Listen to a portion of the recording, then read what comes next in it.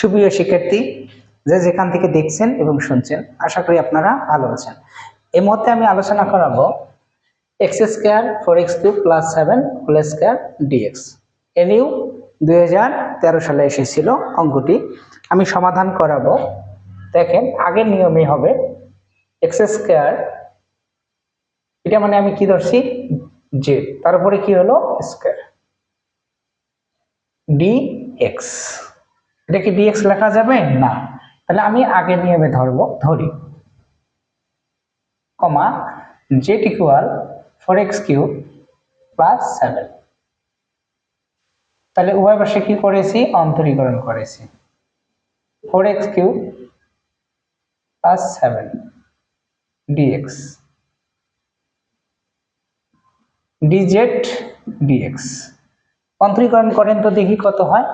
অন্তরীকরণ করলে হবে 3 × 4 = 12, x² না মিললে কত? 0। তাহলে এটার নিচে মনে মনে কত আছে? 1 আছে। আর গুণ করেন দেখি। আর গুণ করলে dx ইন্টু 12x² ইন্টু কি হবে? ইকুয়াল হলো ডিজেড। তাহলে বুঝাই দেই, যেহেতু নিচেরটাকে অন্তরীকরণ করে উপরেরটা হয় না, বিদায় আমি ধরেছি 4x³ + 7। তাহলে অন্তরীকরণ করেছি ডিজেড ডিএক্স। এখানে অন্তরীকরণ করেন 4x³ + 7। তাহলে এখানে ডিজেড ডিএক্স, এখানে অন্তরীকরণ করলে কত হয়? 3 × 4 = 12, আর না মিললে 0। আর গুণ করেছি ডিএক্স 12x², ঠিক আছে, আর ডিজেড এর ডিজেড। আমি যদি এখানে ডিএক্সটা রাখি, কেন রাখবো প্রশ্ন করেন, এখানে ডিএক্সটা রাখলাম। তাহলে আমি যদি ডিএক্সটা এখানে রাখি, তাহলে গুণ উপসে যা কি হবে? ভাগ 12x² ডিজেড। বুঝতে পারছি আমরা? 12x² DZ. তাহলে ডিএক্স এর মান কত পেয়েছি? 1/কত?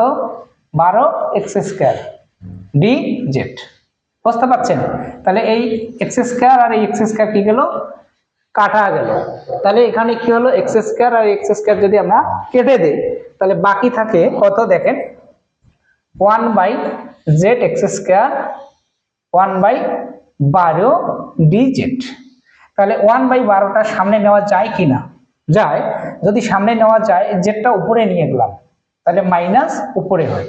আমরা অন্তরীকরণে এরকম একটা রুল করেছি, 1/ যদি x হয়, উপরে নিলে ইনভার্স, আবার নিচে নিয়ে গেলে হবে প্লাস। বুঝতে পারছেন? আচ্ছা, ঠিক সেটা 1/12, অর্থাৎ 1/12টা বাইরে নিয়েছি, নিচের জেডটা উপরে নিয়েছি। এখন আমরা নিয়মে পড়েছি ডি এর উভয় পাশে যদি একই চলক থাকে, তাহলে আমরা সেটাকে কি করব? পরে পরে যোগ করব। পরে পরে কি করব? যোগ করব। পরে পরে যদি যোগ করি, পরটা আবার ভাগ আকারে বসাবো। পরে পরে যোগ করব, পরটা আবার ভাগ আকারে বসাবো। তাহলে 1/ কত? 12। তাহলে বলেন তো z -1 ধ্রুবক হিসেবে কি পাইলাম? c, ঠিক আছে। তাহলে 1/ কত? 12। তাহলে এখানে কি থাকলো? মাইনাস। এই মাইনাসটা আমার সামনে এসলো, আর জেডটা নিচে নিয়ে আসি। এই রুলটা যদি আমরা প্রয়োগ করি, 1/ নিচে নিয়ে আসলাম, 1/ কত হইলো? তাহলে জেড। আরেকবার বুঝেন, এই মাইনাসটা সামনে নিলাম, -1 এর নিচে নিয়ে আসলে প্লাস, ধ্রুবক হিসাবে কি হলো? c। তাহলে -1/12 1/z। জেড মানে কি বলেন? 4x³ প্লাস কত? 7 ব্র্যাকেট। আর কোনো আছে? পাওয়ার নাই, ধ্রুবক হিসাবে c।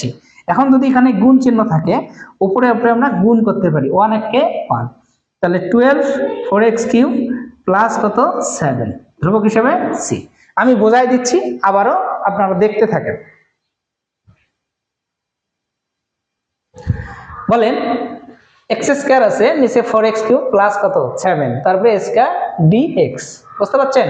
আচ্ছা, x², এখন এটাকে আমি কি ধরছি? 4x³ 7 অন্তরীকরণ করেছি, 3 × 4 = 12, আর না মিললে 0। আর গুণ করেছি, তাহলে হবে কি?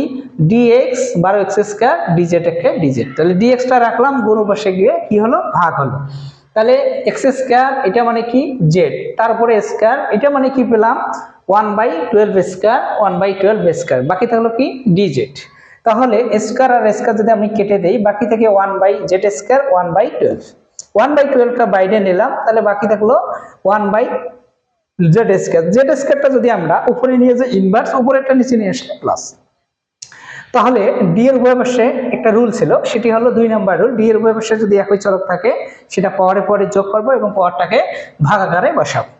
ভাগাকারে বসিয়েছি তাহলে -1 নিচেও -1, তাহলে মাইনাসটা সামনে নেওয়া যায় 1/12, আর উপরে যদি মাইনাস থাকে নিচে আনলে প্লাস হয়। তাহলে উপরে উপরে গুণ মানে 1 একে 1 হয়, নিচে হয় 12 4x³ + 7 ধ্রুবক হিসেবে আছে। ঠিক আছে, আজকের জন্য এতটুকুই, দেখা হবে পরের ক্লাসে।